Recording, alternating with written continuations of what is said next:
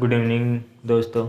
हम लोग पढ़ रहे थे एक चर वाला रैखिक समीकरण, जो कक्षा 8 में हमारी जो प्रश्नावली चल रही थी 2 नंबर, तो वो थी एक चर वाला रैखिक समीकरण। तो उसके बारे में बता दूं कि आपको पता है चर किसे कहते हैं, अंग्रेजी वाला वर्ड आता है उसे चर कहते हैं। तो मैं पीछे पढ़ा चुका हूँ, उसको पढ़ेंगे आपको अच्छी तरह से समझ में आ जाएगा। तो हमारा ये 2.4 चले गया, 2.3 तक कंप्लीट हो चुका। तो स्टार्ट करते हैं हमारे 2.4 का पहला क्वेश्चन। अब देखो पहला क्वेश्चन क्या है। पहला क्वेश्चन है कि अमीना अमीना एक संख्या सोचती है। अमीना है ना, अपने मन के अंदर एक संख्या सोचती है और उस संख्या में से क्या घटाती है, 5/2। अमीना अपने मन में एक संख्या सोचती है, उसमें से 5/2 घटा के 8 से गुणा करती है। 5/2 घटा के 8 से गुणा करती है तो क्या प्राप्त होता है, जो संख्या सोचती है उससे 3 गुना प्राप्त होती है। यानी वही संख्या कितना प्राप्त होती है, 3 गुना। तो चलिए इसको हल करते हैं। हमारा पहला प्रश्न स्टार्ट करते हैं। सबसे पहले माना अमीना जो संख्या सोचती है उसको क्या मान लिया यहाँ पे, x। अमीना मान क्या सोचा कि अमीना ने माना कि x संख्या सोची। अब प्रश्न के अनुसार x में से 5/2 घटा दिया और उसको 8 से गुणा किया तो बराबर कौन सी इस संख्या का कितना गुना प्राप्त होता है, 3 गुना। जैसा प्रश्न कह रहा है हम लोग वैसा बना लेंगे। अब इसके बाद देखो, जो 8 है उसको इधर गुणा करो। 8 को इधर गुणा किया तो ये हो जाएगा 8x। 8 को इधर गुणा किया तो कितना हो गया, 8x। माइनस का चिन्ह ऐसे कैसे, और 8 को 5 से गुणा किया तो 8 पंजे होता है 40 और बट्टे में 2 बराबर 3x ऐसे कैसे। यहाँ पे देखो 40 में है ना 2 का भाग जा रहा है, अपने को पता है 40 में 2 का भाग देंगे तो क्या आएगा, 40 में 2 का भाग देने से 20 आएगा। तो 8x माइनस 20 बराबर 3x। अब देखो 3x को मैं इधर ला रहा हूँ और इसको इधर ले जा रहा हूँ, जो कि हम लोग पहले सीख चुके हैं। ये इधर ले जाएंगे तो माइनस की तो प्लस की हो जाएगी और ये प्लस वाली इधर माइनस की हो जाएगी। तो 8x में से मैं घटा रहा हूँ 3x बराबर यहाँ पे 20। थोड़ा पेन कम चल रहा है आपको, फिर भी मैं लिख देता हूँ यहाँ पे 8x माइनस 3x बराबर 20। तो 8x में से 3x गया तो यहाँ पे बचा केवल 5x, यहाँ पे बच रहा है 20। अब देखो x बराबर निकालते तो क्या करते थे, 20/5। इसको 2 को ढंग से लेते हैं, यहाँ पे 20/5। अब 20 में 5 का भाग देंगे तो कितना आएगा, 4। तो अपने पास x का मान क्या आ गया, 4। तो इसका मतलब क्या है, जो अमीना जो संख्या सोच रही है उसका मान क्या है यहाँ पे, 4। तो अपना आंसर क्या रहेगा, 4।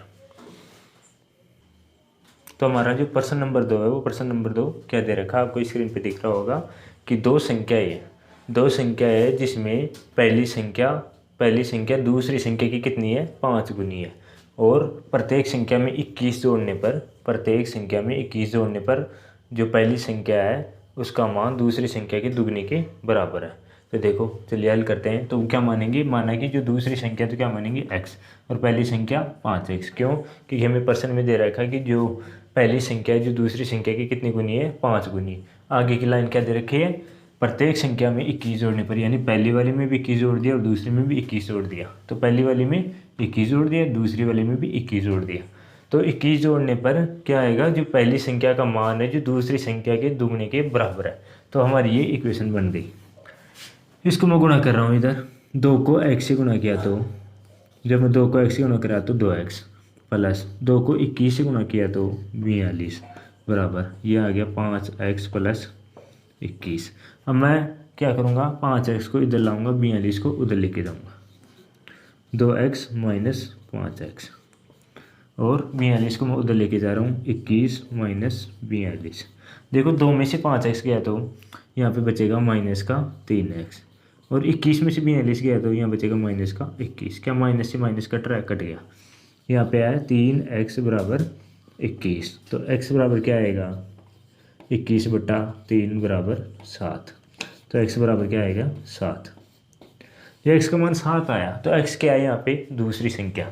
तो पहली संख्या निकालेंगे तो क्या करेंगे, पहली संख्या निकालनी है अपने को ये वाली, तो किससे गुणा कर देंगे, 5 से। किसको, 7 को। 7 बन जाए 35। तो ये तो आ गया अपनी फर्स्ट वाली संख्या। जो सेकंड वाली संख्या है उसका मान क्या आया, x ये है तो x का मान आया 7। तो ये दोनों संख्याएं आ गई, पहली संख्या 35 और दूसरी 7। हमारा जो प्रश्न नंबर 3 है आपको स्क्रीन पे दिख रहा होगा। प्रश्न नंबर 3 आप लोग किताब भी लेके बैठे होंगे तो उसमें मिला लीजिएगा। जो प्रश्न नंबर 3 है उसमें दे रखे एक संख्या है 2 अंकों की, एक संख्या 2 अंकों की संख्या है, उनके अंकों का योग है 9। अंकों का योग कितना है 9। तो अंकों का योग 9 है, तो क्या बता रहा है इसमें, जो अंकों की जो मूल संख्या है, मूल संख्या के अंकों को यदि आपस में बदल दिया जाए, यानी अंकों को इकाई का दहाई का, दो अंकों की संख्या कौन सी होगी, इकाई और दहाई, तो यदि उनको आपस में बदल दिया जाए तो उनके अंदर कितने का अंतर आ जाएगा, 27 का। यानी जो नई संख्या बनेगी, जो पुरानी मतलब पुरानी जो अपनी मूल संख्या है उससे कितनी अधिक है, 27 अधिक रहेगी। तो चलिए इसी से हल करते हैं। तो माना कि वह संख्या क्या है, x। हम लोग सोल्यूशन करते हैं इसका। माना वह संख्या, उस संख्या को कौन सा मानेंगे, x मान लिया। तो दो अंकों की जो योग है कितना दे रखा है अपने को, 9 दे रखा है। पर्सन के अनुसार ही लिख रहे हैं, भी सोल्यूशन नहीं कर रहा। तो इसमें ढाई संख्या, यानी दो अंकों का योग कितना है, 9 है। इसमें देख क्या दे रखा है, माने कि कोई संख्या जैसे 12 है तो इसको इकाई बोलते हैं, इसको दहाई बोलते हैं। उसी प्रकार इनका योग कितना दे रखा है यहाँ पे 9। तो एक संख्या मान लिया x मान लिया, तो दूसरी क्या बचेगी, 9 माइनस x बचेगी। तो अब देखो मूल संख्या क्या बन गई, x, ये तो इकाई इधर आता है, x इधर, दहाई वाली संख्या 9 माइनस x और 10। अब देखो 10 9 माइनस x प्लस x।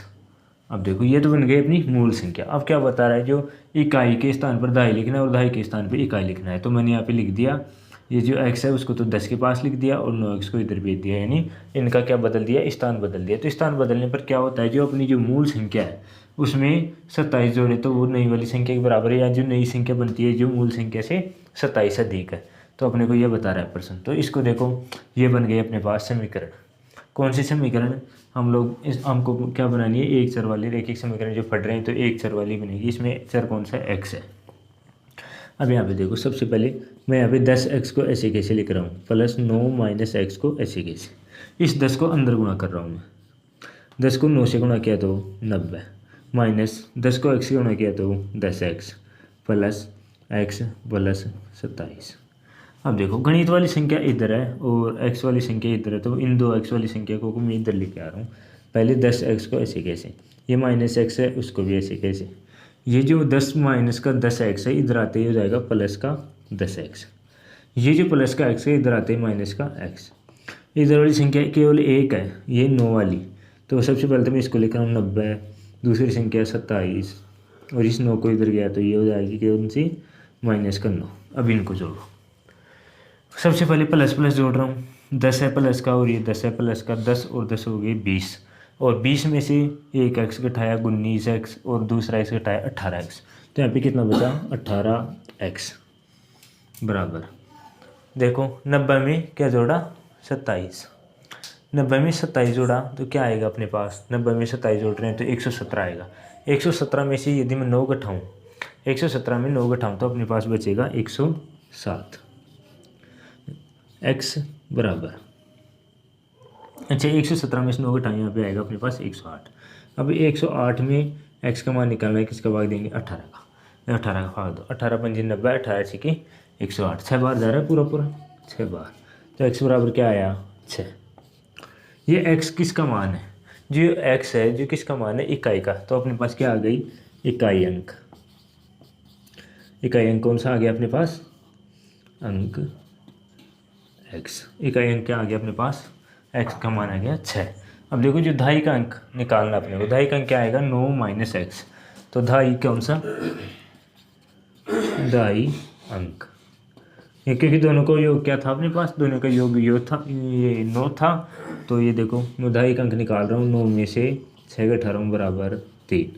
देखो इकाई का अंक 6 है और दहाई का अंक 3 है, तो ये देखो ये कौन सी संख्या बन गई 36। तो अपना आंसर क्या आएगा, वह संख्या कौन सी आएगी 36। तो अपना जो प्रश्न नंबर 3 है वो कंप्लीट हो गया। प्रश्न नंबर 4 शुरू करते हैं। अपना प्रश्न नंबर 4 है जो बिल्कुल 3 की चीज़ सही है, लगभग क्या पूरा सही वैसा ही लग रहा है मेरे को। तो जो क्या दे रखा है यहाँ पे, दो संख्या, एक संख्या है मतलब 2 अंकों की एक संख्या है, उसमें एक अंक दूसरे का 3 गुना है, यानी एक अंक दूसरे का कितना गुना है 3 गुना। तो इसमें क्या करेंगे, जो संख्या का इकाई और दहाई के अंक को पलटने पर जो दूसरी संख्या बनती है और मूल संख्या उनको जोड़ने पर उनका मान क्या आता है 28। ये दे रखा है अपने प्रश्न में। तो इसका सॉल्यूशन करते हैं हम प्रश्न नंबर 4 का। देखो माना इकाई का अंक कितना है, माना इकाई का अंक तो क्या होगा 3x, क्योंकि प्रश्न में क्या दे रखा है कि एक संख्या दूसरी कितनी है 3 गुनी, तो दहाई का अंक हो गया 3x। तो मूल संख्या क्या हो गई, यानी 2 अंकों की एक संख्या हो गई, तो इकाई की जगह तो मैंने x रख दिया और दहाई की जगह रख दिया 10 गुणा 3x। तो ये अपनी मूल संख्या बन गई। अब देखो इनका स्थान बदलने पर, यानी 10 के गुणा में पहले x को इधर ले आया और 3x को इधर, यानी इनका स्थान बदल गया आपस में, इनका स्थान बदल दिया। अब देखो तो क्या दे रखा है, इस संख्या का और इस संख्या का योग कितना 88 है, ये पर्सन में दे रखा है। तो यहाँ तक हो गया अपना पर्सन। अब इसको अपने को हल करना है। इस वाली संख्या का यहाँ लिख दिया, ये है अपनी मूल संख्या, और अंकों को बदलने पर जो दूसरी संख्या जो ये हो गई, इनका क्या बदल दिया, स्थान। तो अब देखो 10 को 3x से गुणा करूँ तो 30x, यहाँ पे प्लस x है, प्लस 10x प्लस 3x बराबर 88। इनको जोड़ता हूँ मैं, 30 और 10 कितना हो गया, 30 और 10 40, 40 और 1 41, और 41 और 3 44, ये टोटल कितने एक्स हो गए, 44x बराबर कितना है 88। 44x बराबर 88, तो x बराबर क्या आएगा 2, x बराबर क्या आ गया 2। तो अपने को संख्या निकालनी है, तो इकाई का अंक यानी x बराबर तो आ गया 2। ये कौन सा अंक है, इकाई का, और दहाई का लगाता हूँ। जो दहाई का अंक है वो क्या है 3x, तो 3x है तो बराबर ये आएगा 3 गुणा 2 बराबर 6। कितना हो गया, दहाई का अंक 6। तो इकाई का अंक 2 है और दहाई का अंक 6 है, तो ये कितना हो गया 62। अपनी मूल संख्या क्या आएगी 62, तो ये अपना 62 ही अपना आंसर होगा। अपना जो प्रश्न नंबर 5 है वो क्या दे रखा है कि जो सोबो की वर्तमान आयु, मतलब सोबो की आयु है और उसकी माँ की है। तो सोबो की माँ की वर्तमान आयु है, जो सोबो की जो वर्तमान आयु उससे 6 गुना है। जो सोबो की माँ है उसकी वर्तमान आयु जो सोबो की आयु उससे कितने गुना है 6 गुना। और 5 वर्ष बाद में सोबो की आयु है जो उसकी माँ की आयु होती है, मतलब उसकी माँ की जो आयु है उसके कितने गुना है 1/3 गुना, यानी 1/3 बढ़ते रखा अपने प्रश्न में। तो चलिए इसको स्टार्ट करते हैं। प्रश्न नंबर 5 क्या दे रखा है प्रश्न में, सोबो की वर्तमान आयु मानते हैं हम लोग x है, ये मान रहे हैं, दे नहीं रखा मानना सोबो की वर्तमान आयु कितनी है x, तो उसकी माँ की आयु कितनी है उससे 6 गुनी है ना, तो माँ की आयु हो गई 6x। अब देखो 5 वर्ष बाद सोबो की आयु कितनी रहेगी, ये सोबो है, 5 वर्ष बाद कितनी हो जाएगी, x में 5 जोड़ दिया, ये 5 वर्ष बाद इसकी आयु हो गई x + 5 वर्ष, ये हो गई। अब देखो 5 वर्ष बाद जो x + 5 है जो किसका, उसकी माँ की आयु का 1/3, ये प्रश्न में दे रखा है उसकी माँ की आयु का कितना है 1/3, यानी 1/3 से गुणा कर दिया किसको 6x को, तो x + 5 बराबर 6x/3। तो ये अपनी इक्वेशन बन गई। अब देखो इधर मैं इसके नीचे 1 लगा रहा हूँ, तो इसको इससे गुणा करता हूँ, इसके गुणा करता हूँ, ये इसको क्या बोलते हैं वज्र गुणन, इसको याद रखना, इसको बोलते हैं वज्र गुणन। तो 3 को इससे गुणा कर रहा हूँ, 3x + 5 बराबर 6x, तो यहाँ पे 3x है प्लस 15 है बराबर 6x। अब देखो यहाँ पे 15 को ऐसे कैसे छोड़ दूँ मैं, और 3 को मैं उधर लेके जाऊँ, तो 3 को उधर लेके गया तो माइनस का हो गया 3x। अब देखो 15 बराबर यहाँ पे बचा 3x, तो x बराबर कितना आएगा 5। कैसे, 15 में किसका भाग देंगे 3 का, ये तो बार बार बताने की ज़रूरत नहीं है, काफ़ी सारे हो गया। तो x का मान क्या है यहाँ पे 5, यानी सोबो की वर्तमान आयु कितनी आ गई यहाँ पे 5। तो अपने किसकी आयु पूछ रहा है, उसकी माँ की आयु, तो यहाँ पे लिख दो माँ की आयु। माँ की आयु कितनी रहेगी 6x है ना यहाँ पे, तो 6x की जगह कितना मान है अपने पास 5 बराबर कितनी आएगी 30 वर्ष। ये अपना आंसर आ गया। अपना जो प्रश्न नंबर 6 है, जो दिख रहा होगा आपको स्क्रीन पे, क्या दे रखा है कि जो एक विद्यालय है उसका क्या भूखंड है, मतलब एक विद्यालय का भूखंड क्या है सुरक्षित करने के लिए एक बाढ़ का प्रोग्राम चल रहा है। विद्यालय की जो लंबाई और चौड़ाई का अनुपात दे रखा है अपने को 11:4, तो उसका लंबाई चौड़ाई का अनुपात दे रखा है 11:4, और क्या दे रखा है कि 100 रुपये प्रति मीटर, यानी 1 मीटर में कितना रुपये खर्च आता है 100 रुपये का खर्च आ रहा है, तो टोटल कितने खर्च करने हैं 75,000 रुपये।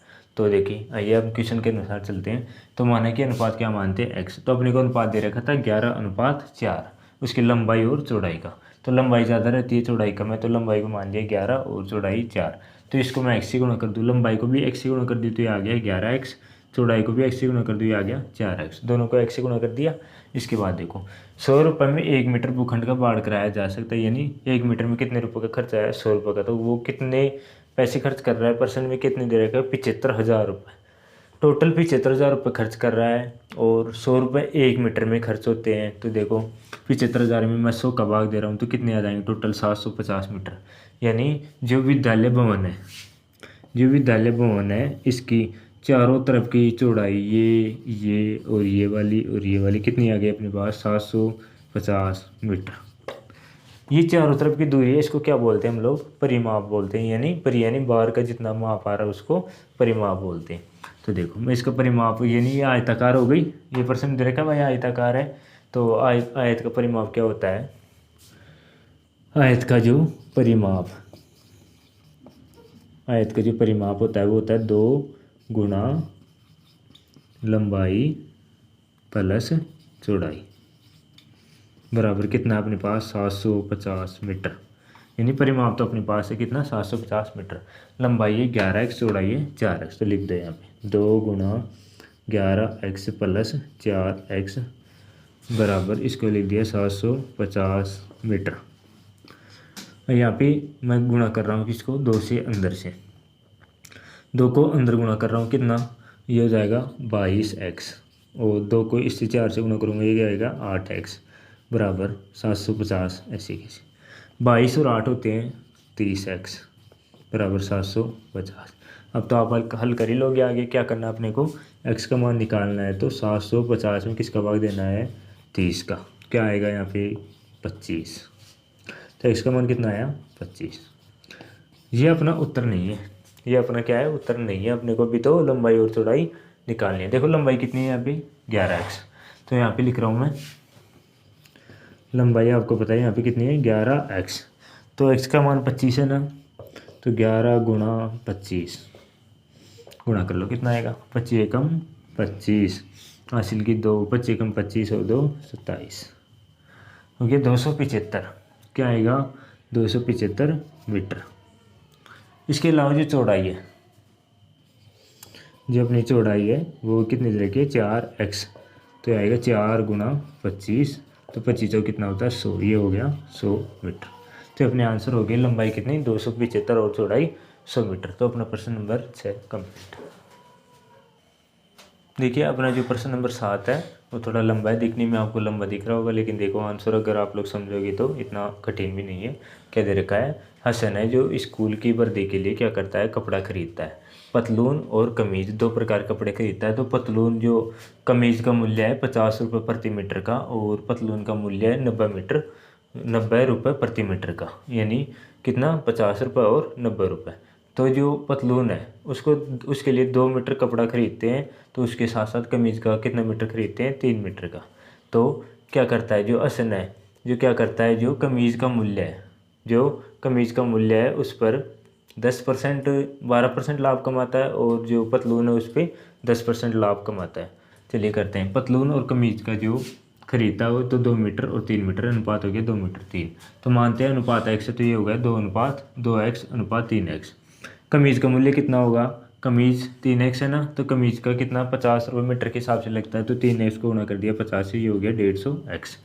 और पतलून का मूल्य है यानी पतलून की साइज़ कितनी है 2 मीटर, तो उसको गुणा किया 90 से, क्योंकि 90 रुपये मीटर आता है ना, तो ये हो गया 180x। अब देखो यहाँ पे मैं यहाँ पे हल कर रहा हूँ इसको, कमीज है, कमीज पे कितना कमाता है ये 12%, तो यानी 150x है प्लस, तो 150 का कितना 12% कमाता है x का, ये 100, ये तो किस पे कमाता है कमीज पे। 150 का मैं 12% निकालूँ तो कितना आता है, देखिए 1 0 से मैं 1 0 काट रहा हूँ, यहाँ से काट रहा हूँ 5 3 15 और 5 दूनी 10, यहाँ से काट रहा हूँ 2 एकम 2 और 2 6 12, ये कितना बचा 36 18। तो 150x प्लस 18x बराबर 168x। ये मूल्य किसका हो गया अपना कमीज का, ये तो हो गया कमीज का। इसके बाद में ये जो पतलून है उस पर कमा रहा है 10%, तो 180x तो ये कमा ही रहा है, इस पे भी कितना कमा रहा है 10%, तो 180x गुणा 10/100, तो 10% कितना हो गया इसका भी, 10% कितना आएगा 18 रुपये, यानी 180 का कितना 10% आएगा 18 रुपये। तो 180 जो x है उसमें 18 जोड़ता हूँ तो ये आएगा 198x। तो अपने पास ये हो गया किसका, पतलून। जो कमीज और पतलून का मूल्य कितना हो गया, 168 और 198। अब इनका, इन पे कितना का वक हमारा ये 36,660। इसको जोड़ता हूँ मैं, देखो 168x प्लस 198x बराबर इन पे रुपये कमा रहा है 36,660 रुपये। इनको जोड़ता हूँ मैं, 8 और 8 कितने हो गए, 16। हासिल के 1 6 और 9 15 और 1 16, फिर हासिल के 1 और 2 और 1 हासिल वाली 3, ये आ गया 366, 3 6 6 6 0। यहाँ पे देखो आपके पर्सन में कुछ मिसिंग है यहाँ पे, जो यहाँ पे है ना कितना है, 36,600 रुपये। ये 36,660 नहीं, केवल 36,600 रुपये होंगे। यदि आपके बुक में भी ये करप्शन है तो इसको सही कर लीजिएगा, कितना है ये, 36,600 रुपये। अब देखो यहाँ पे x है तो x का मान निकालता हूँ मैं, यहाँ पे 36,600 कर लो, तो 36,600 में यहाँ पे जोड़ा मैं 366 का भाग कितनी बार गया, एक बार। x का मान कितना आया, 100। x का मान 100 आ गया तो क्या पूछ रहा है, अपने को पूछ रहा है कि जो ये अनुपात इनका कमीज और ये कितना खरीदा उसने मीटर में, तो ये तो कितना खरीदेगा, ये कमीज वाला मूल्य, कमीज में 2x है ना, तो 2 गुना x का मान अपने पास 100 है, बराबर आएगा 200 मीटर। और जो पतलून है 3 गुना 100 बराबर 300 मीटर। ये अपना आंसर आ गया। यहाँ में देखो अपना प्रश्न दिया गया है कि हिरणों का एक झुंड है, उसमें से आधे हिरण जो मैदान में चर रहे हैं, आधे हिरण कहाँ पे चर रहे हैं, मैदान में। जो शेष बचा है, यानी आधे मैदान में चर रहे हैं, तो शेष कितने बचे, शेष भी आधा ही बचा। तो आधा शेष आधा बचा है, वो क्या कर रहे हैं, तालाब में पानी पी रहे हैं। तालाब में पानी किस में पी रहे हैं, जो आधे जो शेष बचे हैं उसका कितना भाग, 3/4 भाग, ये परसेंट में दिया हुआ है। तो उनका अंतर कितना दे रखा अपने को, जो 3/4 भाग है, और जो वहाँ पे चर रहे हैं उसमें से कितने, मतलब जो 3/4 भाग गया है पानी पीने, उनके अलावा 9 हिरण, कितने हिरण बचे, 9। तो देखो इनको समीकरण बनाते हैं, माना कि हिरणों का एक झुंड है, उसका संख्या कितना मानते हैं, यहाँ पे x मान रहे हैं। तो मैदान में चल रहे हिरण कितने हो गए, मतलब जो हिरणों की संख्या की झुंड है उसका आधा भाग मैदान में चल रहा है, तो 1/2 इंटू x, यानी x/2 आ गया। ये हो गया इसका आधा भाग। तो शेष कितना बचा, आधा भाग। जो शेष आधा भाग बचा है उसका 3/4 भाग, जो शेष आधा भाग बचा उसका 3/4 भाग कहाँ गया, तालाब में पानी पीने चला गया। यानी आधे का भी 3/4 भाग तालाब में पानी पीएंगे, यानी इसको किससे गुणा कर दिया, 3/4, तो ये 3x और ये 4 दूनी 8। अब देखो जो तालाब में पानी पीने चले गया, इसका 3/4 भाग तालाब में पानी पीने चले गया, उसके बाद भी वहाँ पे कितने हिरण बच रहे, 9 हिरण, यानी इसका और इसका अंतर कितना है अपने पास, 9। तो निकालते हैं यहाँ पे, पहले मैं इसका अंतर निकाल रहा हूँ, x/2 माइनस 3x/8। इसका अंतर आपको पता है, लेसन निकालना आपने सीखा होगा, यदि नहीं सीखा तो अपने चैनल में लेसन निकालने का अलग से वीडियो डाल रखा, आप लोग उससे सीख लीजिएगा। नीचे लेसा आएगा इनका 8।